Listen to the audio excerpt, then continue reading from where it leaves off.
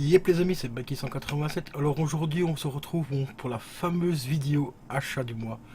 Donc ici c'est tout ce que j'ai acheté sur le courant du mois de janvier.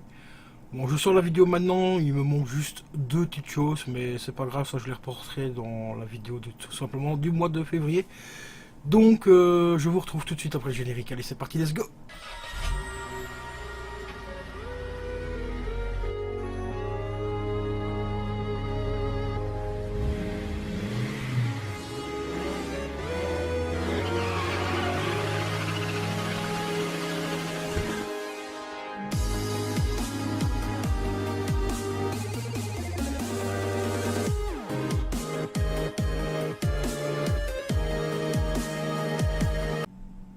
Et re les amis, donc nous voilà donc pour la fameuse vidéo achat du mois.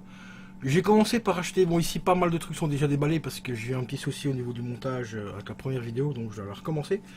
Donc je me suis procuré cette petite carte PS2 de 128 MB pour le prix de 7 euros, 8 euros. 8 euros frais de port offerts. C'est pas une officielle, hein, comme vous voyez.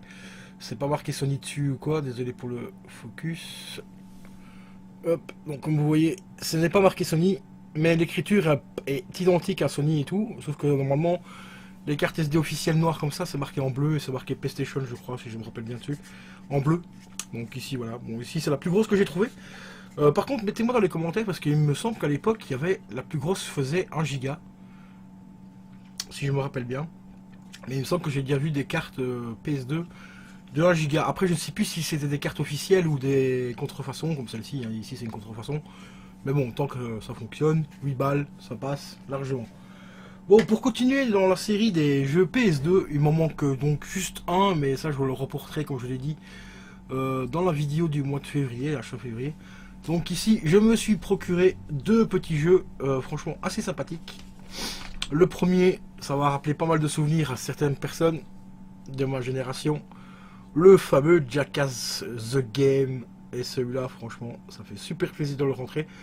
Donc ça, le gameplay, je me rappelle plus trop bien. Je l'avais à l'époque, hein, mais je me rappelle plus. Je sais qu'on doit faire des missions, comme vous voyez ici derrière. Il y a des petites missions à faire, un peu comme dans la série. Donc genre ici au-dessus, bah, on doit mettre... il y a quelqu'un qui accroche après une cible, on va lui tirer à côté et tout. Avec des couteaux, je sais plus trop quoi, enfin bref. Et un petit truc à l'intérieur qui est franchement sympa, où comme vous voyez, il est bien sûr complet. Et ça c'était une petite info aussi, c'est une nouvelle boîte PlayStation 2. Hein, comme vous voyez, il n'y avait plus l'emplacement ici au-dessus pour mettre la carte mémoire. Donc ça c'était toute dernière... Enfin vraiment les dernières boîtes qu'ils avaient sorties à l'époque. Parce que les vraies boîtes, normalement, il y avait toujours le petit encadrement pour ranger sa carte SD. Parce que certains préféraient avoir une sauvegarde bien spécifique par carte SD de leur jeu et tout. Donc il y a bien sûr la petite notice. Et le truc qui est génial, bon bah c'est le fait que c'est griffé encore MTV, hein, voilà, juste ici, MTV. MTV c'était une chaîne hein, qui passait à l'époque une chaîne musicale et maintenant qui n'existe plus, ça fait quand même pas mal d'années. Mais le truc vraiment kiffant ici qui est dedans, et franchement le mec il a tout gardé, c'est vraiment génial. C'est les anciennes publicités, regardez-moi ça, où on pouvait tout simplement acheter les coffrets des Jackass, les autres Viva la Bam, tout ça, Viva la Bam c'est à peu près la même série que Jackass, hein, c'est des gens qui font les mêmes trucs. Et mais surtout les fameux affreux des MTV, donc Butthead et je ne sais plus comment l'autre s'appelait, enfin voilà, ils sont là.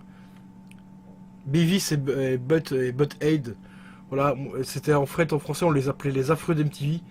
Franchement cette série là était vraiment mais cultissime, et juste derrière il y a encore un autre truc encore plus cultissime. D'ailleurs je devais essayer de posséder le jeu aussi parce qu'il est sorti en PS2, le fameux P My Ride. Alors franchement cette émission là je les ai bouffés, mais avec Exhibit c'était vraiment exceptionnel.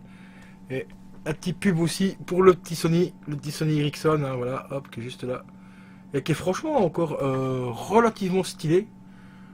Franchement, tu une coque toute en métal, je l'avais possédé à l'époque. Et franchement, c'était un putain de bon téléphone.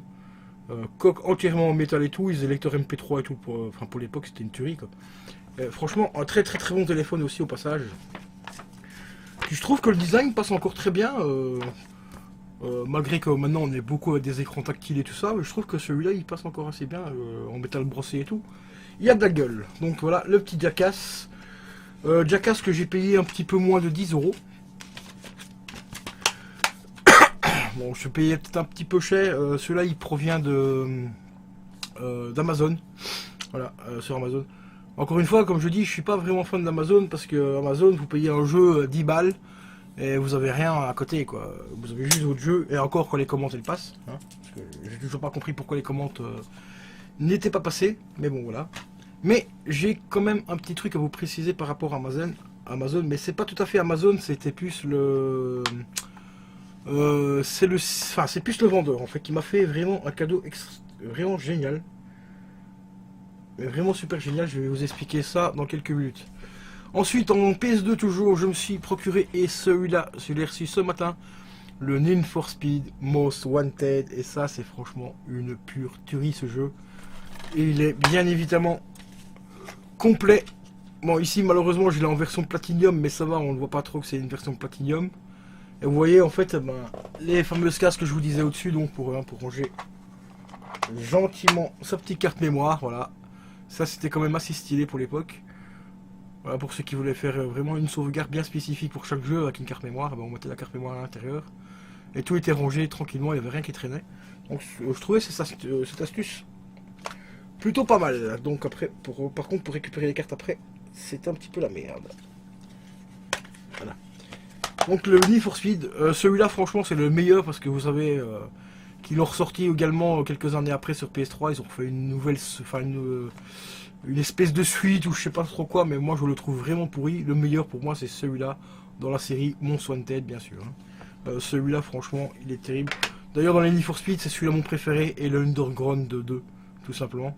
Petite info, bah, vous le savez certainement, il va y avoir le 3 qui va sortir. J'ai hâte de le voir un petit peu ce qu'ils vont faire. Parce que normalement le Need for Speed qui était sorti juste avant en 2016, là, où on rayait dans le noir et tout ça tout le temps, c'était censé déjà être le Need for Speed Undercover 3. Hein, mais bon, apparemment c'était complètement à part. Parce que le vrai Need for Speed Undercover 3 bah, sort cette année. Je sais pas exactement la date, j'ai pas vu plus d'infos que ça. Mais il sort cette année, donc j'ai vraiment hâte de le tester. Donc voilà. Ensuite, maintenant, nous allons continuer donc tout ce qui est jeux vidéo. Nous allons passer tout simplement à la PS3 avec ce magnifique Dragon Ball Burst Limit qui est franchement une tuerie. Voilà, et bien sûr complet. Et en plus, chose que j'avais pas remarqué tout de suite, mais il est en première édition. Bon, les jeux première édition ne prennent pas plus de valeur, c'est juste que c'est le tout premier de la série en fait qui est sorti. Voilà. Il peut avoir par exemple, je vais vous montrer un deuxième. Donc comme le X Tekken ici, voilà, que j'ai aussi également trouvé ce Raoken celui-là. D'ailleurs, tous les jeux que je vais vous présenter viennent de chez Raoken, à part le Jackass. Hein. Voilà. Et Raoken, moi c'est un site que je kiffe vraiment beaucoup parce que vous achetez n'importe quoi dessus sur ce site et vous avez des points en plus. Donc c'est plutôt pas mal. Donc voilà. Et celui-là, il est également complet. Mais celui-ci, il existe en première édition, donc avec le bord rouge. Et comme vous voyez, celui-ci, bah, c'est tout simplement une réédition qu'ils ont refait quelques temps après. Bon, après, ça, comme je dis, le jeu ne prend pas plus de valeur pour ça et tout. Mais en tant que collectionneur, c'est toujours plus sympathique d'avoir les jeux version première édition. Voilà. Et après, il y a quelques jeux où les versions première édition peuvent coûter beaucoup plus cher. Je vais vous en montrer un juste après. Et vous allez voir que ça peut monter assez haut. Bon, après, j'ai pas vérifié les prix entre temps parce que ça faisait quand même à peu près un an que je l'ai. Peut-être que ça a diminué, peut-être pas, il faut voir. Bon, sinon, on va continuer les jeux. Donc, PS3. Je me suis repris aussi le Injustice. Les jeux sont parmi nous. Voilà, voilà. Complet également. Jeu que j'ai possédé sur la PS4, enfin du moins pas celui-là mais le deuxième. Alors le deuxième justement, que voici également en PS4, en PS3 pardon. Donc le God of Moss, et ici c'est l'édition ultime. Donc l'édition ultime ça consiste, enfin il y a tout simplement 6 nouveaux personnages jouables, 30 nouveaux skins et 60 nouvelles missions Star Labs à l'intérieur, donc voilà. Ça fait vraiment super plaisir. Et d'ailleurs ceux qui le possèdent en PS4, ben, gratuitement vous avez eu la mise à jour pour avoir la version Gold. Ça je trouvais plutôt ça assez sympa parce que le jeu sur le Play Store en normal il coûtait quand même relativement cher, je crois qu'il était à 40 €. Et la version Gold était à 60 ou voire 70 € à l'époque. C'était quand même relativement très cher, je trouve. Et bien sûr, celui-ci, il est en complet également. Donc, avoir la version Gold sur la PS4 et tout, c'était plutôt assez sympathique. Bon, moi ici, je ne l'ai pas gardé parce que j'avais fini le jeu vraiment au maximum et tout. Et donc, j'ai pas gardé le jeu. Je l'ai fait gagner dans un de mes concours, tout simplement. Et voilà. Et encore maintenant, il y a encore des mises à jour par rapport à ceux qui l'ont en version PS4. Ensuite, justement, par rapport à la PS4, les amis, je me suis procuré, et celui-là, c'est une tuerie, le Call of Duty 2. Voilà, donc il compte pour 17 €, alors que sur le Play Store, il a, je crois qu'il tourne autour de 60, je crois 50 ou 60 €, c'est juste abusé. Donc ici, 17 €, il est vraiment comme neuf, hein, franchement, il n'y a rien à dire. Le jeu tourne nickel, j'ai déjà testé et tout. Il y a le mode, d'ailleurs, je vous invite à aller voir les gameplays que j'ai fait dessus, hein, donc voilà. Il y a le mode campagne, le multijoueur, le mode zombie. Le mode zombie est relativement chaud. Alors par contre, le mode histoire de ce jeu, c'est juste une tuerie. Franchement, mais une véritable tuerie. On se replonge vraiment dans la guerre de 40-45 avec le débarquement et tout, sur la plage de Normandie et tout. C'est vraiment une petite tuerie. Par contre, les jeux PS4, ce que je regrette un petit peu, c'est qu'il y a de moins en moins de notices. Sony essaie de faire des économies, donc il y a juste un petit papier pour le Season Pass. Voilà. Season Pass que j'ai même pas eu besoin d'activer parce qu'il était déjà intégré dans le jeu. Hein, donc il y avait ça. Une petite pub pour le PlayStation Plus, justement, avoir un mois, 15 jours d'essai gratuit, tout ça, des réductions derrière et tout. Voilà. Rien de ouf. Et ici, il y a quelques petits goodies qu'on pouvait tout simplement se procurer. Genre la veste, elle est juste elle est très belle la veste, et ainsi que le sac qui sont vraiment pas mal. Mais rien de ouf ici au niveau de la notice. Et ensuite, bon, ici, je vous invite également à aller voir la vidéo Satisfaction, enfin satisfaisante, parce que je me suis procuré le God of War ici, pour le prix de 33 €. Il était sous blister, enfin, quand je l'ai commandé sur le site, c'était marqué comme neuf, donc je me suis dit, bah ça va comme neuf, c'est que le CD est vraiment propre et tout, machin. Quand j'ai reçu le CD, j'ai ouvert l'enveloppe. Le magnifique étonnement, c'est tout simplement que le jeu était encore sous blister. D'ailleurs, j'ai fait une petite vidéo satisfaisante, vous savez, la fameuse vidéo quand vous ouvrez l'emballage et tout, voilà, avec le petit bruit du plastique qu'on enlève et tout. Sinon, je l'ai testé et 2-3 personnes m'ont demandé mon ressenti par rapport au jeu. Graphiquement, franchement, il est magnifique. Il n'y a rien à dire au niveau graphique et tout. Il est vraiment super sympa. Par contre, j'ai vraiment beaucoup de mal à accrocher au niveau du gameplay. Je trouve que ce gameplay là, enfin, moi personnellement, je suis un puriste des anciens God of War, donc sur PS2, tout ça, et PS Vita et tout. Et j'ai du mal avec celui-là. Franchement, au niveau du gameplay, j'ai vraiment beaucoup de mal. Un autre truc qui m'a un petit peu choqué aussi, c'est la voix de Kratos. Je trouve qu'elle manque un peu de panache. La version française, je sais pas si c'est le même acteur qui fait la version française des anciens God of War, mais les anciens God of War, il avait vraiment une voix beaucoup très grave et tout, qui portait vraiment super bien. Ici, on la retrouve un tout petit peu par moment, mais pas sur tout le long du jeu, c'est un peu dommage. On sait bien que Kratos a pris de l'âge, hein. D'ailleurs on le voit à certains moments par rapport à sa barbe et tout, et même sur certains plans, on voit vraiment les rides et tout qu'il a. Mais c'est pas ça qui fait qu'il change, que sa voix change. Une fois qu'on a une voix, on la garde jusqu'au bout, jusqu'à la fin de sa vie. Donc je trouve ça un petit peu dommage. Je trouve qu'ils auraient pu refaire avec les technologies d'aujourd'hui, ben, éventuellement reprendre des cendres de l'ancienne voix de God of War et la remettre dessus sur celui-là, parce que ça fait un peu bizarre quand même. Sinon le fait qu'il a un fils, ouais, bah sans plus quoi. Ça change un petit peu le gameplay parce que là ils ont des trucs à faire à deux, s'il pourra pas faire tout seul et ainsi de suite. Mais voilà, vraiment sans plus quoi. Mais bon. Sinon l'histoire est vraiment belle, elle est pas mal. Assez intéressant. Bon, après ici j'ai pas encore terminé le jeu, hein, je suis à peu près au quart, voire aux trois quarts du jeu. Donc voilà par rapport à ce petit God of War 4. Voilà. Je suis curieux de voir s'ils vont faire un cinquième ou pas. Donc voir un petit peu ce que ça donne. Hop, et maintenant nous allons passer aux achats de tout ce qui est périphérique. Donc je me suis commandé, et je vous invite également à aller voir la vidéo test. Bon, c'est une petite vidéo test parce que c'est pas évident de tester une manette. Voilà. Donc j'ai fait une vidéo test. Ici, maintenant ça fait à peu près un mois que je l'ai. Donc bien sûr, je l'avais déjà déballé et tout. Donc, je vais l'expliquer, j'ai eu un petit souci au niveau de la vidéo. Et ben voilà, donc c'est une manette PS4, enfin compatible PS4, PC et peut-être PS3. Ça, PS3 j'ai pas encore testé. Voilà. Donc comme vous voyez, ben, c'est filaire. Le câble, franchement, il y a quoi faire. Hein. Il y a vraiment pas mal de câbles. Je crois qu'il y a 3 mètres si je me rappelle bien. Je regarde sur la boîte. Mais il me semble que c'est 3 mètres de câble. Donc vous voyez 3 mètres de câble. La prise en main, elle est juste terrible. Franchement, quand vous prenez cette manette là et que vous jouez pendant 2-3 heures après que vous reprenez une manette PS4, ça n'a absolument rien à voir, quoi. Parce que ici, comme vous le voyez, ça reprend l'ergonomie d'une manette Xbox, hein, tout simplement. Le seul petit défaut que je lui reproche jusqu'à présent, c'est le bouton ici, voilà, le bouton rond qui est parce que la manette est un peu plus petite qu'une manette PS4. Hein, vous verrez dans le test, hein, donc dans la vidéo test. Elle est un tout petit peu plus petite, donc du coup forcément les boutons sont beaucoup plus serrés et tout ça. Donc le seul petit bémol, c'est le bouton, le rond ici.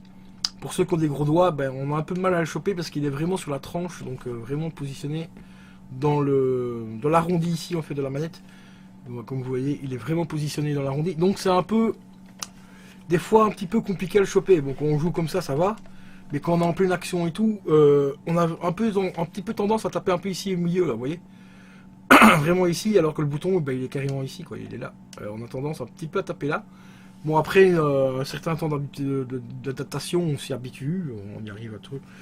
Par contre, le truc qui est vraiment génial, ben, c'est le pavé analogique ici, qui est vraiment refait comme Xbox.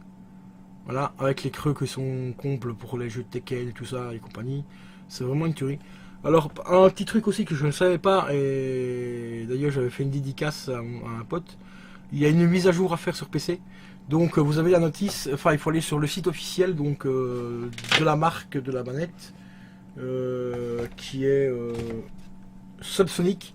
Vous allez sur subsonic.com et vous avez une mise à jour à faire dans la manette, donc vous prenez la mise à jour.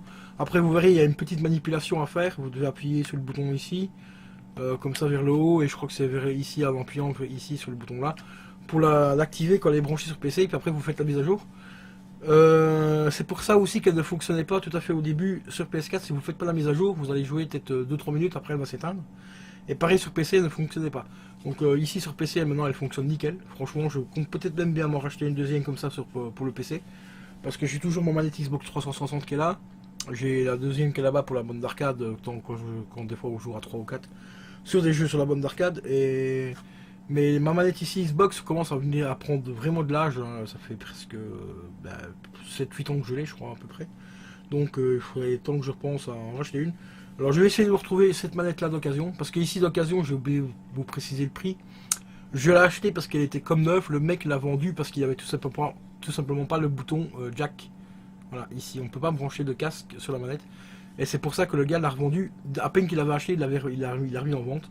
Au prix de 28 €, donc c'était 13 € et des poussières plus 14 € de frais de livraison. Alors que normalement neuf, elle valent entre 48 € et 58 €, ça dépend un petit peu les sites. Par exemple sur Rakuten, je l'avais trouvé une fois à 48 €. Un autre jour elle était à 58, après elle est redescendue à 48 et tout ça, donc ça varie un petit peu les prix. Mais que ce soit à 48 ou 58 €, je trouve ça un petit peu cher quand même. C'est une bonne manette, ça y a pas de souci. Mais il y a déjà le pavé tactile n'est pas tactile. Voilà, il est cliquable. Voilà, mais il n'est pas tactile. Donc déjà rien que ça, vendre cette manette là quasiment allez, je vais dire à 10-15 € près au prix d'une manette officielle PS4, je trouve ça un petit peu cher quand même. Mais après ça reste une très bonne manette, assez robuste, hein. Quand je l'ai poignée dedans la première fois, je me dis c'est pas possible, elle tiendra pas le coup. Mais franchement, elle va plutôt pas mal. Donc je suis pas déçu, mais parce que je l'ai acheté 28 € en occasion, comme neuve. Hein. Voilà. Mais sinon, ça reste le prix officiel reste très cher quand même, hein, que ce soit les 48 ou même 58 €, c'est pas donné. Bon, ensuite, je vais vite ranger ça. Hop. Nous allons continuer donc dans les périphériques, les amis, avec ce petit casque que j'ai également trouvé d'occasion, voilà, au prix de 30 €. Enfin, il me revient à 33 € avec les frais de livraison. Il s'agit donc du Logitech G430. Franchement, c'est une pure tuerie. Non, je déconne. Il y a quelques petits défauts. Bah oui, comme toujours. Même si c'est un Logitech, il y a quelques petits défauts. Je vais vous le montrer juste après. Je vais d'abord vous parler des petits défauts. Franchement, sur PC, c'est un casque qui va super bien. Le son est nickel. Le micro va vraiment pas mal. À part que vous avez une petite voix un petit peu métallique. Mais ça reste franchement assez agréable à l'écoute. Très audible, il n'y a pas de souci. Le micro, on peut pas il n'est pas rétractable, il n'est pas détachable, on peut juste le remonter comme ça vers le haut dans le casque. Ensuite, vous avez donc une petite carte que je vais vous montrer juste après pour le brancher en USB pour la mettre sur la PS4. Et puis après pour PC, bah, c'est tout simplement les deux fils jack, hein, un micro et un pour le micro, l'autre pour le casque.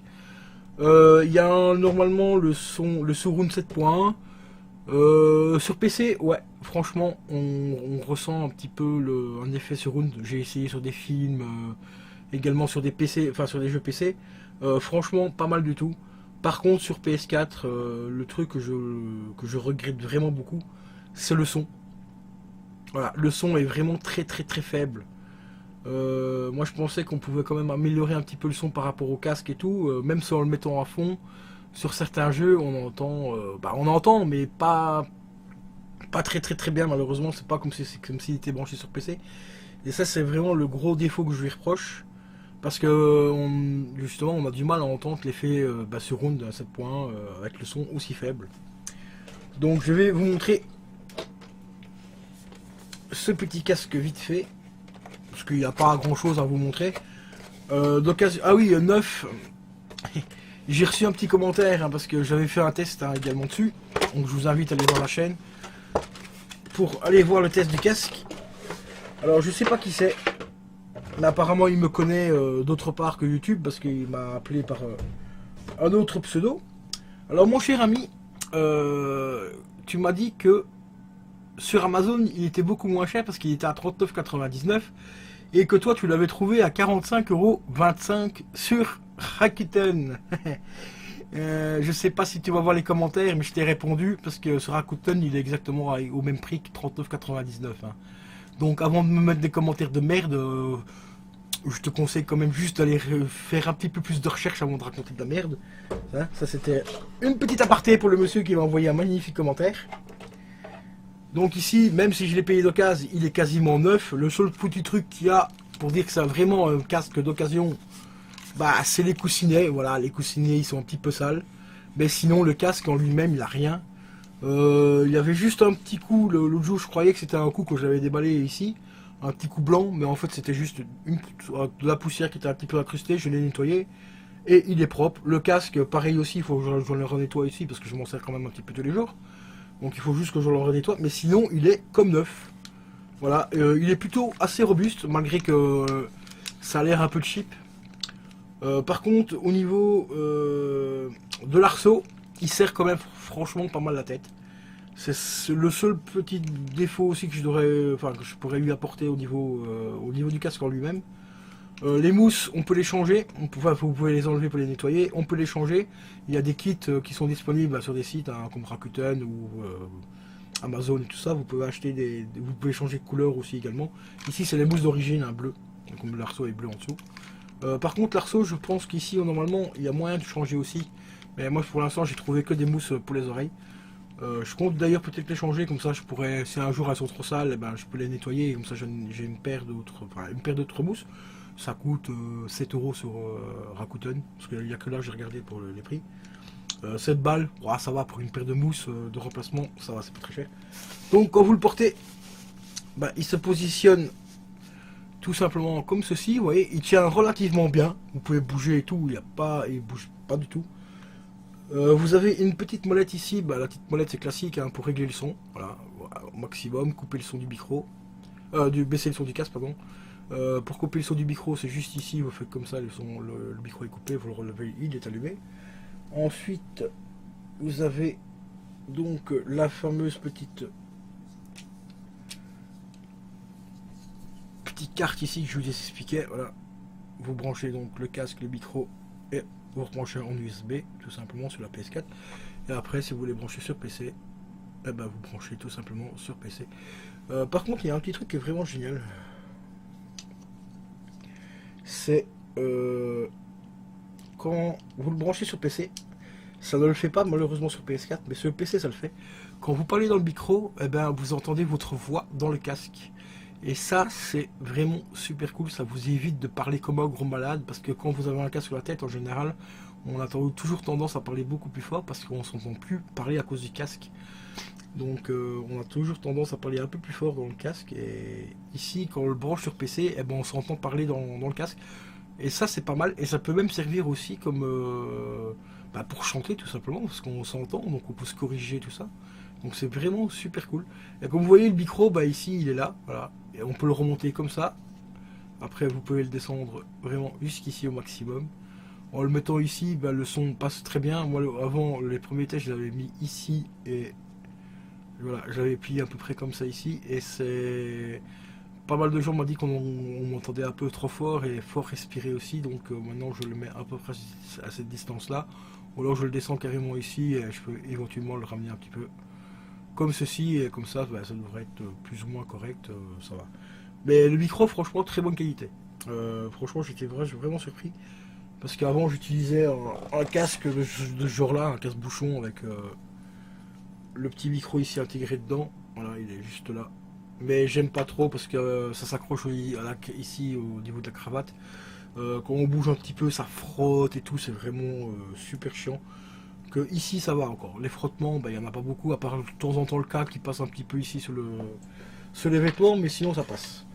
Donc franchement, pour 30 € d'occasion, même 49, 40 €, franchement c'est pas cher.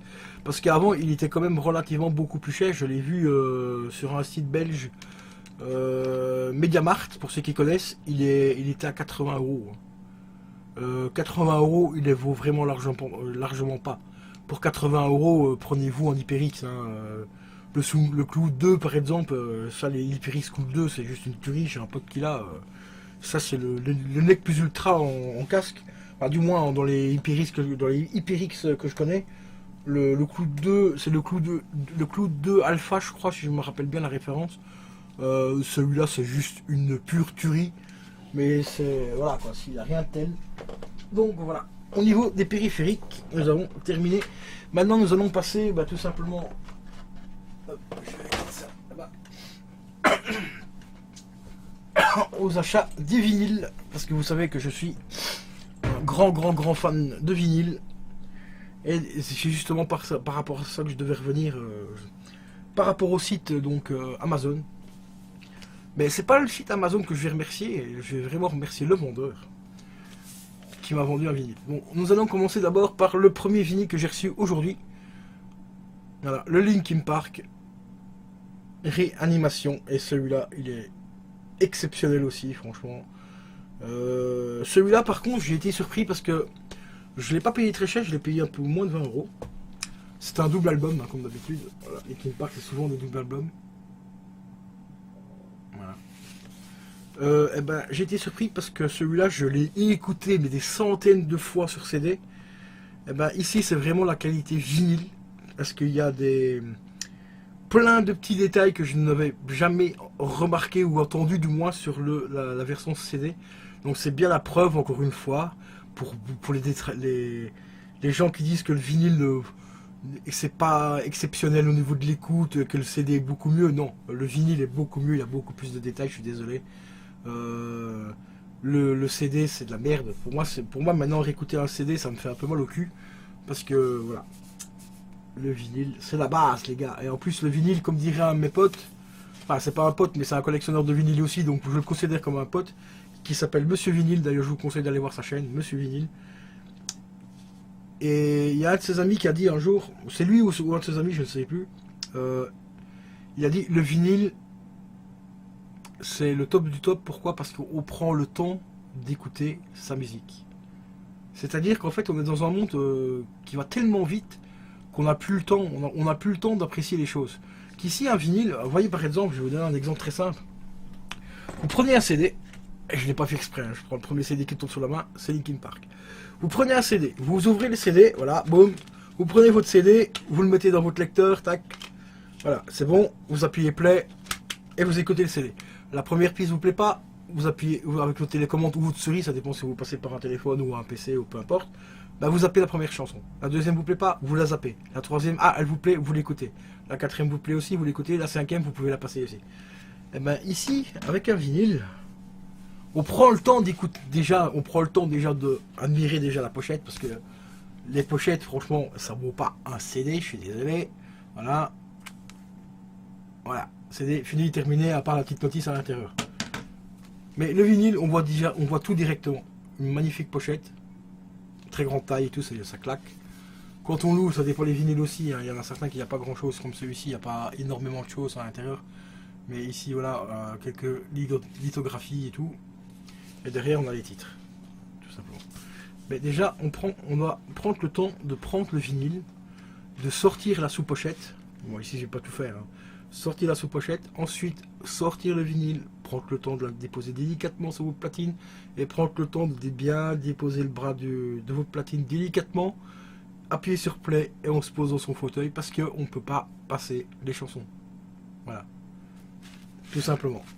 C'est ça que j'aime bien avec le vinyle, c'est qu'on prend le temps un petit peu sur une journée, on se pose tranquille et on écoute de la très bonne musique. Donc ici en l'occurrence, Linkin Park Réanimation.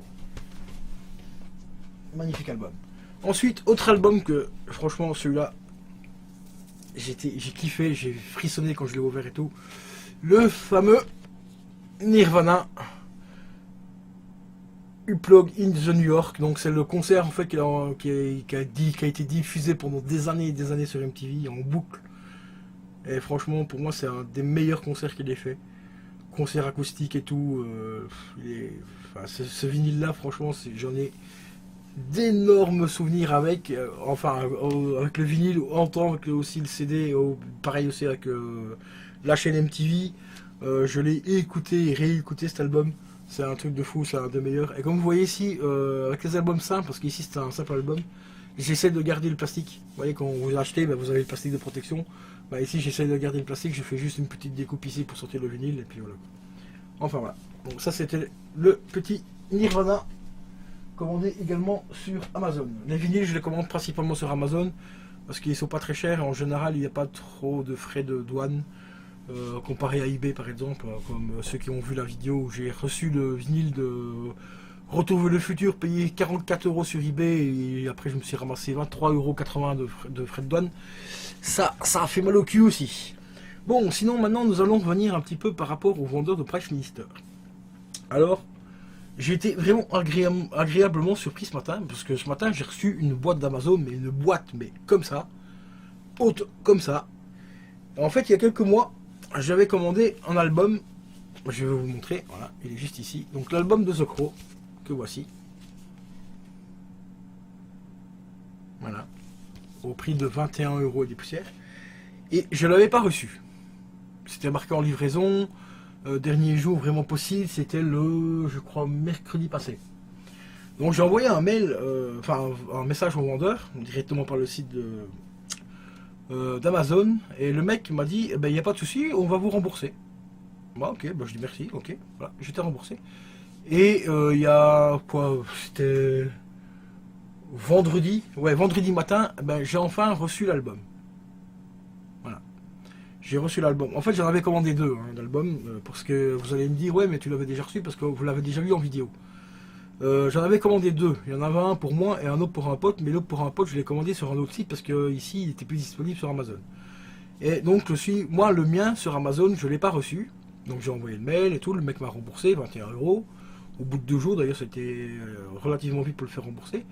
Et qu'est-ce que je vois ce matin? La factrice me donne une grosse boîte et me dit, vous avez ça? Mais je dis, mais c'est bizarre, je n'ai pas commandé un truc aussi gros sur Amazon, quoi, par un jeu PS2 et deux vinyles. Bon, je prends le colis, j'ouvre le colis, et qu'est-ce que je vois à l'intérieur? Vinyle. Avec un petit mot du vendeur qui me disait, voilà, pour nous excuser du fait que vous n'avez pas reçu le produit, malgré que nous avons remboursé le produit, on vous renvoie tout simplement un exemplaire du vinyle, voilà, tout simplement. Donc ça fait franchement mais super plaisir. Donc voilà quoi, petit vinyle qui est encore tout emballé et tout celui-là. Et voilà quoi. Et franchement en plus il est exceptionnel parce que c'est vraiment les musiques du film dans celui-là. C'est un truc de malade mental. Je vous le recommande, d'ailleurs je vous le recommande vivement, que ce soit en CD ou en vinyle. Je vous recommande de prendre l'album de The Claw. Là, ici je vais essayer de trouver le deuxième. Parce que franchement c'est un film exceptionnel. Donc voilà quoi. Enfin bref, voilà les amis. Donc déjà 35 minutes de vidéo, je sais, je parle beaucoup. Mais la passion, et ben, le temps il passe et tout. Donc j'espère que cette petite vidéo, achat du mois, vous aura plu. N'hésitez pas à lâcher un gros pouce bleu comme d'habitude. Et n'hésitez pas aussi à me partager éventuellement quels sont tout simplement vos achats du mois. Dans les commentaires et tout. Qu'est-ce que vous avez acheté, des jeux vidéo, des manettes, des périphériques ou autres. Donc voilà. C'était Bikey187. Je vous dis à la prochaine. Ciao ciao. Lâchez un pouce bleu, lâchez un pouce bleu, lâchez un pouce bleu.